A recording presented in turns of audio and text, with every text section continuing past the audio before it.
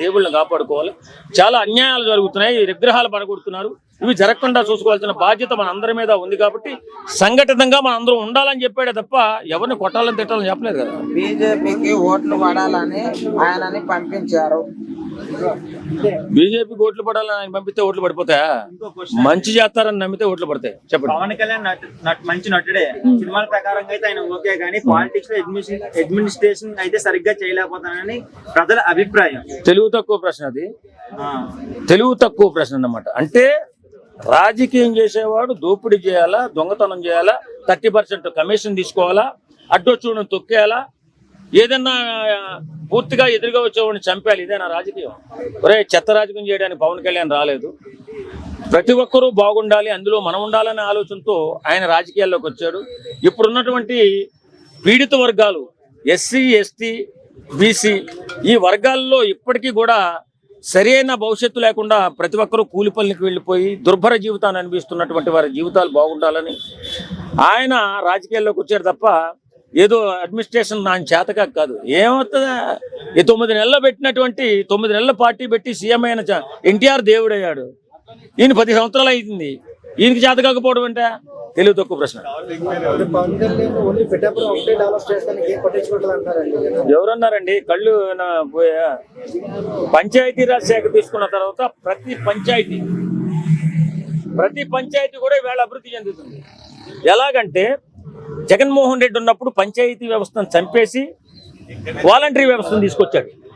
Voluntary వ్యవస్థతో అక్కడ ఉన్నటువంటి అన్ని మేనేజ్ చేసుకున్నాడు. కానీ పంచాయతీ వ్యవస్థకి, పంచాయతీ ప్రెసిడెంట్కి గౌరవం ఇచ్చి ఈవేళ పంచాయతీ వ్యవస్థను బతికించి నిధులు ఇచ్చి ప్రతి గ్రామం కూడా అభివృద్ధి చెందేలా చేస్తున్నాడు. అది అభివృద్ధి కాదా? అలాగే గిరిజన ప్రాంతం, ఆయన ఏ ఊరు? ఆయన ఎక్కడికి వెళ్ళి మన నర్సీపట్నం అవతల ఎప్పటి నుంచో గత 75 సంవత్సరాల నుంచి కూడా అభివృద్ధికి నోచుకున్నటువంటి ఒక రోడ్డు కూడా లేకుండా 70-60 సంవత్సరాలకి ఏ రాజకీయ నాయకుడు పర్యటించిన ప్రదేశానికి వెళ్ళి వాళ్ళ జీవన పరిణామం బాగుండాలని, వారి పిల్లలు చదువుకోవాలని, రవాణా వ్యవస్థ బాగుపరిచి, తాగునీటి వ్యవస్థను బాగుపరిచి మన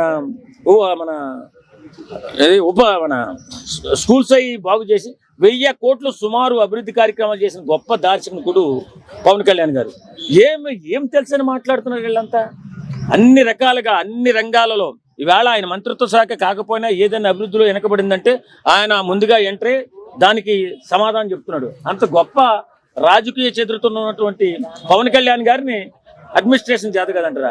ఏం తెలుగు ప్రశ్న.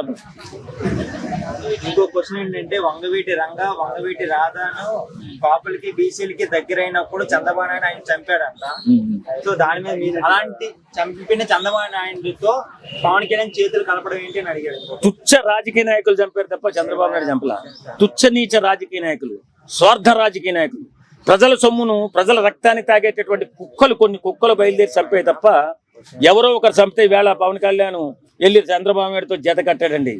కాబట్టి ఆ రాజకీయంలో బలైపోయినటువంటి వ్యక్తి మన వంగవీటి మోహనరంగ.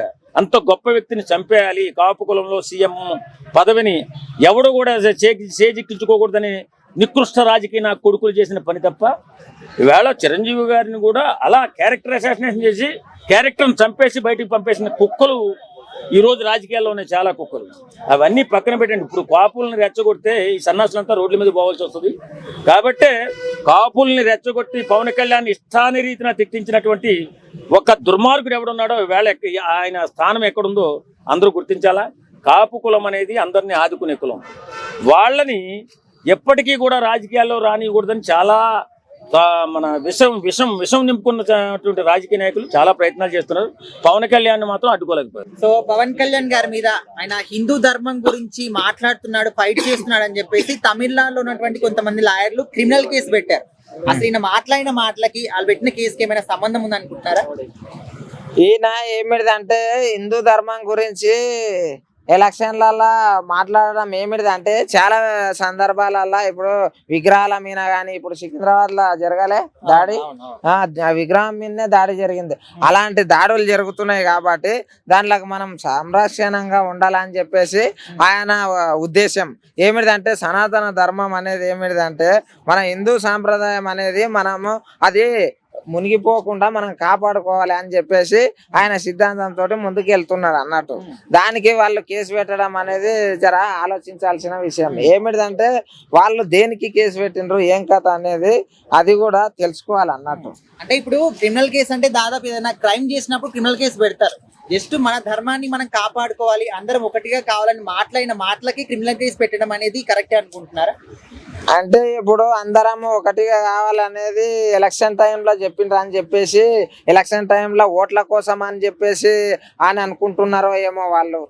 అట్లా అనుకున్నా కూడా ఒక విషయం ఏంటంటే ఆయన కూడా ఇప్పుడు డైరెక్ట్ గా అనట్లేదు. ఏమంటున్నాడు అంటే మనము ఇవన్నీ జరుగుతున్నాయి కాబట్టి అందరం ఏకమయ్యి ఒక ఏకాగ్రతగా ఉండి మన సాంప్రదాయాన్ని, మన దేవుళ్ళను, మన హిందూ గుళ్ళను మనం కాపాడుకోవాలి. కాబట్టి దాని గురించి అట్లా అందరూ ఏకం ఉండాలి. కానీ లాయర్లే పోయి కేసు పెట్టడం అనేది జర నాకు ఆలోచించాల్సిన విషయమే.